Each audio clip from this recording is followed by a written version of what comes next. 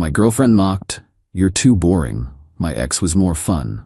I replied, "Thanks for the feedback." That night, I took my new date somewhere she always dreamed of going. Her rage exploded when she saw my posts, knowing she'd just been replaced by her own fantasy. I, 29 male, am sitting here with a glass of whiskey, still processing what went down last week. Been with Jade, 27, for about 8 months. Thought things were solid. We'd moved in together 2 months ago. Her lease was up, seemed logical. Apparently, I was wrong about us. Last Thursday, we were at our friend Bianca's birthday dinner. About 12 people there, decent restaurant, everyone having a good time. Jade had been drinking more than usual, probably 4 or 5 cocktails in. The conversation somehow turned to relationships and types. That's when Jade decided to publicly roast me. "You know what? Garrett's sweet and all," she said, gesturing at me with her martini, "but God, he's so boring compared to Rico." Rico, her ex, the one she supposedly couldn't stand. The table went quiet. I felt my face burn. Bianca tried to change the subject. "So anyway, who wants dessert?" But Jade wasn't done. She laughed. That harsh laugh that comes with too much alcohol and not enough filter. "No, seriously, Rico would take me skydiving, underground raves, spontaneous road trips at 3 a.m. What do we do, babe?" She turned to me with mock sweetness. "Netflix and meal prep Sundays, grocery lists, scheduled date nights. It's like dating someone's dad." A few people laughed uncomfortably. I sat there processing. Rico made me feel things, you know? That excitement, that spark. With Garrett, it's just... She made a flatline gesture with her hand. Stable, predictable, safe. I set down my fork, looked her straight in the eye. "Thanks for the feedback," I said calmly. She blinked, probably expecting anger or hurt. "I'm just being honest, babe. Someone has to tell you." "I appreciate the honesty," I replied. Got up, dropped cash for my portion on the table. "Enjoy the rest of your evening." Left without another word. Here's the thing. Jade had been dropping hints about wanting to go to this exclusive dinner experience called the Blind Table. It's this sensory dining thing where you eat in complete darkness, supposed to be life-changing or whatever. Waitlist is like 6 months long unless you know someone. Well, my college roommate Derek manages high-end restaurant accounts. I'd actually gotten us a reservation for next month as a surprise for our anniversary. That reservation wasn't gonna waste. Got home, texted Derek, "Change of plans on that Blind Table res? You still looking for a +1 for Saturday?" "Wait, what? Thought that was for you and Jade?" Me, "Not anymore. You in?" "Hell yeah, what happened?" "I'll explain Saturday." Then I remembered Luna, 26F, from my CrossFit gym. Smart, funny, we'd grab protein shakes a few times after workouts. Always enjoyed talking to her. Sent her a message. Me, "Random question. You mentioned wanting to try unique dining experiences. Still interested?" Luna, "Always. What did you have in mind?" "The Blind Table. Tomorrow night." "I know it's last minute." "Shut up. Are you serious? I've been trying to get a res there forever." "Yes, yes, yes." Saturday came. Jade had blown up my phone Friday. "Where are you?"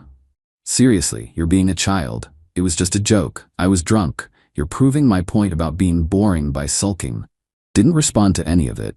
The Blind Table experience was incredible. Luna was amazing company, engaged, adventurous, genuinely excited about everything. We laughed so hard trying to figure out what we were eating. She accidentally flung what turned out to be beet puree across the table in the darkness. We stayed an extra hour just talking after the lights came back on. Posted a few photos on Instagram. Nothing relationship-y, just the entrance to the Blind Table, the mystery menu, a shot of Luna laughing, tagged her with, "Thanks for being the perfect partner in culinary crime at Luna Explores." Normal stuff. My phone started buzzing immediately. Ignored it. Sunday morning, woke up to the aftermath. But that's a story for the update. Update 1. Holy hell. The entitlement is off the charts. So after posting those photos from the Blind Table, my phone became a notification nightmare. Started with Jade. 23 missed calls, 67 texts, 5 voicemails. The text started angry. "Are you kidding me right now? The Blind Table? That was my dream. Who is this girl? You did this to spite me?" Then shifted to bargaining. "Okay, I get it. You made your point. Can we talk?" "I'm sorry about Thursday. It was the alcohol talking." Then back to fury. "You're such a manipulative ass. I can't believe you'd throw away 8 months over one comment." Rico was right about you. That last one made me laugh. But here's where it gets good. I hadn't blocked her yet because I wanted documentation if things escalated. Sunday afternoon, she used her key to let herself into my apartment while I was at the gym. I came home to find her sitting on my couch, wearing one of my hoodies, eating my meal prep for the week. Jade, we need to talk. You need to leave. Jade, I live here, Garrett. You can't just ghost me because your feelings got hurt. Me, you live here? Show me your name on the lease. She actually smirked. Don't be like that. You know I've been paying half. Me, you've been paying $400 toward a $2,200 apartment because you said that's all you could afford. That's not half. And there's no agreement. You're a guest who's overstayed their welcome. A guest? We're together. Were, past tense. You made it pretty clear Thursday that you're settling for boring, safe me while pining for Rico. Jade, I was drunk. God, why are you so sensitive? This is exactly what I mean. Rico wouldn't have thrown a tantrum over some tipsy honesty. Cool. Go date Rico then. That's when she saw my phone light up. Luna had texted asking if I wanted to try this new climbing wall that opened. Jade lunged for my phone. Actually lunged. Me, what are you doing? Jade, let me see what this girl is saying. You're already moving on? It's been 3 days. You need to leave now or I'm calling building security. She started crying. But not sad crying. Angry crying. Jade, you took her to the blind table. I showed you their Instagram. I sent you articles about it. That was supposed to be ours. It was going to be. Had a reservation for our anniversary next month. But then you decided to publicly humiliate me and compare me to your ex, so her face went white, then red. You already had a reservation? Surprise, or it was supposed to be. And you just gave it to some random gym girl? I went with someone who actually seems to enjoy my company. That's when she lost it, started grabbing her stuff while ranting. You think you're so clever? You think you won? She's using you. The only reason girls like her talk to guys like you is for free stuff. At least I was honest about what you lack. Your honesty is noted. Your tea, please. She threw it at me. Literally threw it. Then grabbed a few more things while muttering about how I'd regret this and how Rico was twice the man I was. Me, tell Rico I said hi. She slammed the door so hard my neighbor texted asking if everything was okay. Monday morning, the real games began. But I need another drink before I write about that disaster. Update 2. The extinction burst, learned that term from Reddit, hit hard. First, she tried the social approach. Suddenly, mutual friends were reaching out. People who hadn't texted me in months. Hey man, heard you and Jade split. She seems really broken up about it. Jade's crying at brunch saying you kicked her out over nothing? Bro, she just made one drunk comment. Seems harsh. I kept my responses simple. She compared me to her ex and called me boring in front of everyone. I decided we weren't compatible. That's it. Some got it, some didn't. Whatever. Then came the financial guilt trip. Jade started calculating what she'd invested in our relationship. I woke up to an invoice. An actual invoice. She'd itemized groceries she bought $1,847. Emotional labor, $2,000. Her portion of rent, $3,200. Furniture and home improvements, $900. Total, $7,947. Her text, I expect you to be fair about this. I invested in US. My response, I paid $1,800 a month for rent. You paid $400. Over 2 months, I covered $2,800 of your living expenses. We're even. Her, that's not how relationships work. I made this place a home. Me, you bought some throw pillows from Target and a plant that died. But here's where she really played herself. Wednesday, I'm at CrossFit. Luna and I partnered up for the workout. We're just friends at this point. She's actually seen someone, just enjoyed the dinner adventure. Post-workout, we're sitting outside cooling down when Jade shows up, in full makeup, hair done, wearing a sports bra and leggings she definitely didn't own when we dated. Jade. Oh, Garrett. What a coincidence. Luna looked at me. I shrugged. Me, Jade. She sauntered over, completely ignoring Luna. I didn't know you worked out here. I'm thinking of joining. Is it good? You hate exercise. You said CrossFit was a cult. Laughing too loud.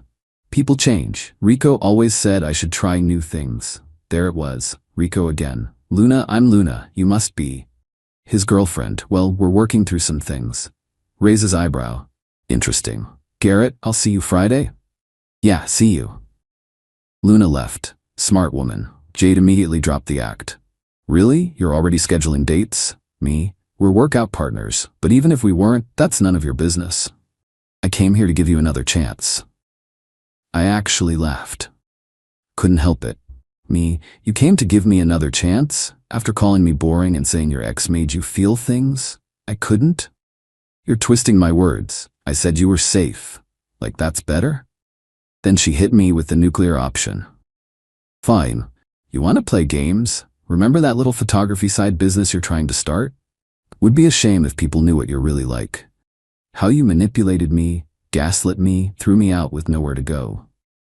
I have all our texts, including the ones where you admitted you were just drunk and being honest. Try it. Her face crumpled, then hardened. You know what? You are boring. That dinner thing? That's the most interesting thing you've ever done, and you only did it to hurt me. At least Rico didn't need revenge to be exciting.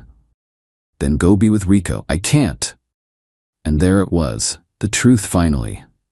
Why not? She actually stamped her foot, like a toddler. Because he's engaged. He got engaged last month to some girl he's known for like 5 minutes. It should have been me. The pieces clicked. Her increased drinking, the comparison, the anger, me. So you settled for boring, safe me. And when Rico moved on, you took it out on me? I didn't settle. I thought. You thought you'd keep me as backup while waiting for Rico. She didn't deny it. We're done here. Don't contact me again. Don't come to my gym. Don't text my friends. Move on. You'll regret this. When you're alone and bored with your meal prep and your schedules, you'll remember that I was the exciting thing in your life. You confused drama with excitement. There's a difference. I left her standing in the parking lot. That was a week ago. Time for the final update. Final update.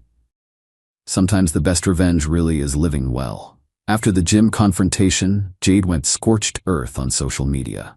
Posts about narcissistic exes and men who can't handle strong women, and my personal favorite, some people are so insecure they punish you for being honest. I didn't engage, just kept living my life. Started taking more photos for my side business, signed 3 new clients. Turns out being boring and reliable is exactly what people want in a photographer. Luna and I became better friends. She introduced me to her boyfriend, cool dude, we all grab drinks sometimes. She told him the blind table story, and he said I was his hero. But here's the beautiful karma part. Bianca reached out last week. We'd been friends before I dated Jade. Hey, sorry I haven't texted. The whole thing was awkward. No worries, I get it. Can I tell you something? We all knew she was still hung up on Rico. She talked about him constantly. You deserved better. Thanks, how's she doing? That's actually why I'm texting. Turns out, Jade's been spiraling. After our confrontation, she started showing up places Rico frequented. His gym, his favorite bar. Accidentally running into him. His fiancée was not amused. Rico had to threaten a restraining order. Told Jade publicly that he'd never take her back, that she'd become obsessive and unstable, and that's why he'd ended things originally.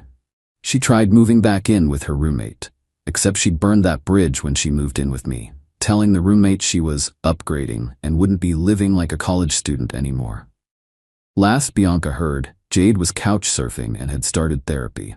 Good. Maybe she'll figure her stuff out. She keeps saying you ruined her life by taking someone else to that restaurant. I took a friend to dinner. She ruined her own life by treating relationships like safety nets. 2 weeks ago, I took a weekend trip. Solo hiking trip, something I'd wanted to do, but Jade always called boring nature stuff. Posted a few photos from the summit. Epic sunrise, coffee with a view, that kind of thing. Got a text from an unknown number. Must be nice to afford trips when you owe me $7,947. Blocked it. Yesterday, Derek and I were trying this new ramen place. He's been my absolute bro through all this. We're laughing about something when I hear, Garrett? I turn. It's Jade. She looks rough. Hair unwashed, no makeup, wearing sweats. Need Jade? Can we talk, please? 5 minutes? I'll grab us a table. I stood there with her outside. I messed up. I was comparing you to a fantasy. Rico was never going to take me back. I knew that, but when he got engaged, I took it out on you. I know. I'm in therapy now, working on stuff. I just wanted to say I'm sorry for what I said, for how I acted after, for everything. I appreciate that. I hope therapy helps. She nodded, started to leave, then turned back. Was the blind table amazing? Yeah, it was. Good. I mean, you deserve to go with someone who was excited to be there with you. And then she left. Derek asked what that was about. I told him it was just closure. Here's the thing. I'm not mad anymore. I'm actually grateful. If Jade hadn't shown me who she really was that night, I might have spent years being someone's safety net, their boring backup plan while they pined for someone else. Now, I'm planning my next solo hiking trip. Considering taking a photography workshop. Asked out this woman from my book club who actually thinks my meal prep is adorably organized. Turns out being boring is pretty great when you're with people who appreciate stability, kindness, and reliability. Who knew that scheduling date nights and making grocery lists was actually adult behavior and not something to be mocked? My life isn't an action movie. I don't need underground raves or 3 a.m. road trips to feel alive. I like my routines, my meal prep Sundays, my scheduled gym time. The best part? I still have that blind table connection. Already booked another reservation, this time for me and Derek. He's been wanting to go since I told him about it. Jade wanted excitement with Rico. She got it, just not the kind she expected. Me?